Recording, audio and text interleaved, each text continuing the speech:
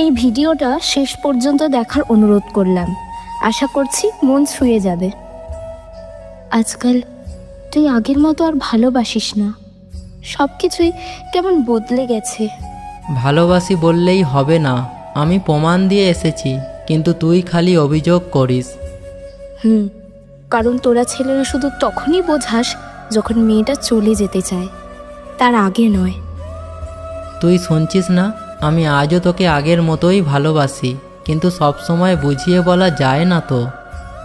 তাহলে কেন তুই আমার মেসেজ সিন করেও রিপ্লাই দিস না? রাতে ঘুমোতে যাওয়ার আগে তোর একবারও মনে পড়ে না আমায়? মনে পড়ে, কিন্তু তুই যেভাবে রেগে যাস, ভয় পাই যদি আবার হারিয়ে ফেলি তোকে। তুই আগে কেমন মিষ্টি কথা বলতি, এখন শুধু ব্যস্ততা আর পরে কথা বলি শুনি। প্লিজ, বুঝিস না কেন? চাকরি, পরিবার, হাজার কিছু সামলাতে হয় আমাকে। তুই একটুও সহানুভূতি দেখাস না। সহানুভূতি দেখাতে চাই না, ভালোবাসা চাই, যেটা সময় পায়, মন পায়, খোঁজ পায়। তুই জানিস না, প্রতিদিন রাতে ফোনটা হাতে নিয়েই ঘুমিয়ে পড়ি, তোকে গুড নাইট না জানাতে পারার আফসোস নিয়ে।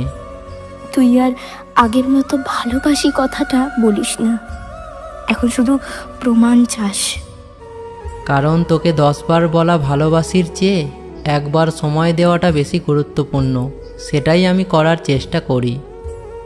আর আমি শুধু অপেক্ষা করি তোর একটা মেসেজ, একটা ফোন কলের জন্য, আই লাভ ইউ শোনার জন্য। তুই জানিস না, আমি প্রতিদিন ভাবি তোকে নিয়ে, কিভাবে তোর স্বপ্নগুলো একে একে সত্যি করব। ভালোবাসলে বোঝা যায়, তোকে এখন কেমন যেন দূরের মানুষ মনে হয়। আর তোকে কাছে পাওয়ার জন্যই আমি নিজের ইগো, রাগ, অভিমান সব হজম করি প্রতিদিন। তাহলে বল, আজকে কি আমার সাথে দেখা করবি?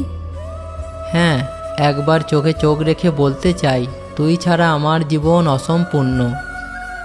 আমি আজ সারা দিন ভেবেছি তোর সাথে ব্রেকআপ করব। আর আমি আজ সারাদিন তোকে বাঁচিয়ে রাখার প্ল্যান করেছি। তুই চাইলে শুরু করি আবার, একেবারে নতুন করে। চল শুরু করি আবার, কারণ তোর মনের ভিতরেও যে আমার বাসা, আমি সেটা ভুলতে পারি না। চল এইবার তোর অপেক্ষার শেষ করি, আর কষ্টের গল্পটা বদলাই ভালোবাসার জয়ে। এইভাবে তাদের ভালোবাসা চলতে থাকে, ভালোভাবে কথা হয়, দুজন দুজনকে খুব ভালোবাসতে থাকে। তারপর আবার ছেলেটা ব্যস্ত হয়ে পড়ে। তখন একদিন মেয়েটা বলে,